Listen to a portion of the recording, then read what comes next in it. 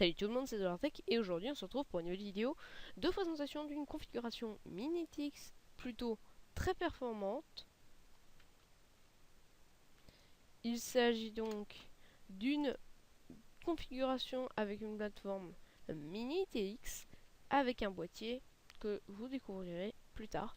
Vous pouvez remarquer d'ailleurs tout de suite que je n'utilise pas le fameux outil Configomatic. Il y a une raison très simple à ça, c'est que sur le Configomatic, il n'y a pas de carte mère Minitx ni de boîtier Minitx évidemment qui sont présentes, ce qui fait que je ne pouvais pas vous le présenter. Alors, toute configuration commence par un processeur. Pour cette configuration là, j'ai choisi un Intel Core i7-3770K.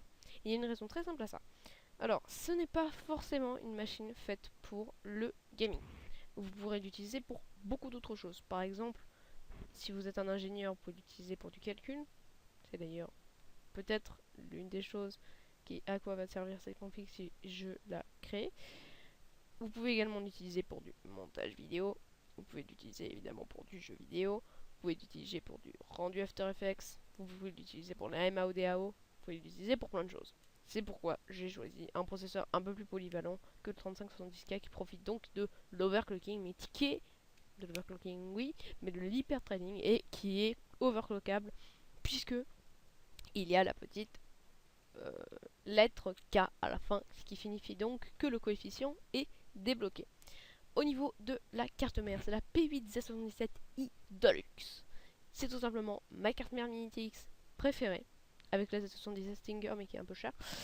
Elle dispose en plus du système de refroidissement VRM Digi+, qui est tout simplement excellent, qui va donc vous permettre d'overclocker très facilement votre processeur Intel Core i7-3770K, qui est tout simplement excellent.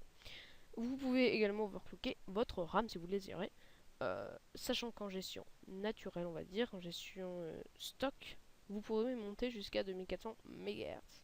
Et je crois que c'était 2166 MHz en OC ou quelque chose de même un peu plus.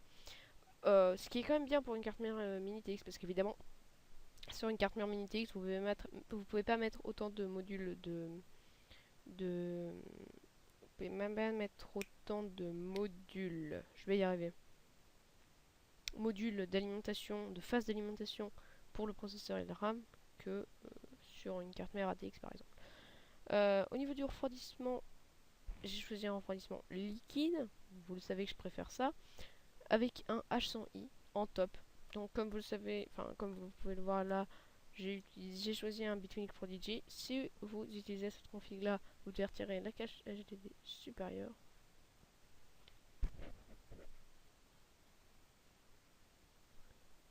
Ainsi que j'affiche en fait avec ce que je vais dire. La cage 5,25 pouces. Donc en top. Avec des ventilateurs Noctua NFF12 donc en push. Ce qu'il faut savoir, c'est que quand vous avez un radiateur, en fait, vous êtes vraiment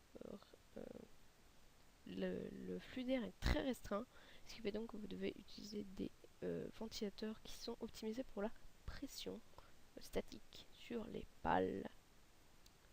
Comme par exemple, comme vous devez également le faire si vous n'avez pas d'ouverture, par exemple du mesh à l'avant de votre boîtier, vous devez absolument utiliser un ventilateur optimisé pour la pression.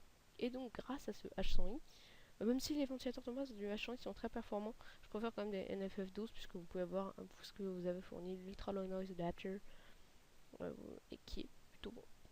Et vous avez évidemment la possibilité d'overclocker votre processeur comme j'ai déjà dit. Au niveau de la mémoire, donc j'ai choisi comme d'habitude 8 Go de 8 Go de DDR3 1100 MHz 115.9. Vous pouvez prendre de la Corsair Vengeance, Dominator, G-Skill, mais vous pouvez également prendre 2 barrettes de 8 Go pour un total de 16 Go si vous ne voulez pas faire que du gaming. Au niveau de la carte graphique, quelque chose de plutôt intéressant, c'est que là j'ai choisi la Sapphire Radeon HD 7970 OC Vaporis, donc Gigahertz Edition, qui profite donc d'un overclocking d'usine et d'un refroidissement de système de refroidissement comment dire custom, hein, tout à fait, avec un design très open air qui fait donc que la carte sera très bien refroidie en elle-même. Par contre, faites gaffe. Moi, normalement, avec un H110, ça devrait aller. Au niveau du SSD, parce que comme je vous l'ai dit, c'est plutôt une machine haute performance qui peut être utilisée pour du travail, il faut quand même avoir un grand confort.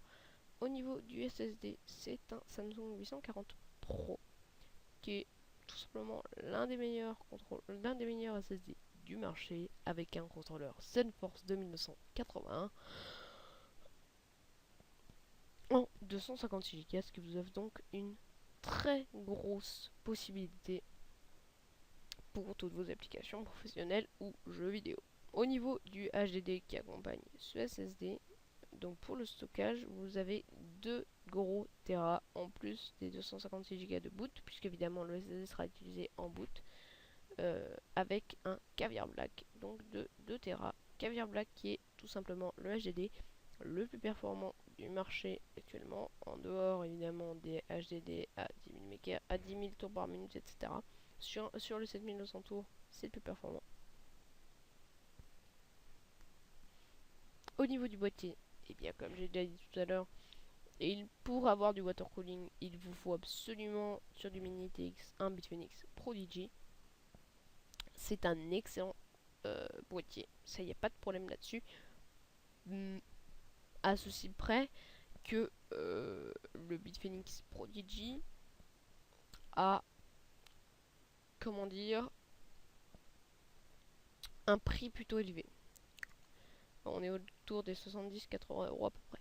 Mais bon, ça reste un excellent boîtier avec de grosses fonctionnalités tout de même. Et en plus, un montage très aisé comparé à d'autres boîtiers Mini-TX. Parce qu'en fait, c'est un boîtier Mini-TX qui a presque la taille d'un micro-TX. Puisqu'en fait, le Prodigy aime les autres qu'un boîtier micro-ATX qui utilise tout simplement la taille du Prodigy, mais réussit un peu différent à la verticale au lieu de l'horizontale.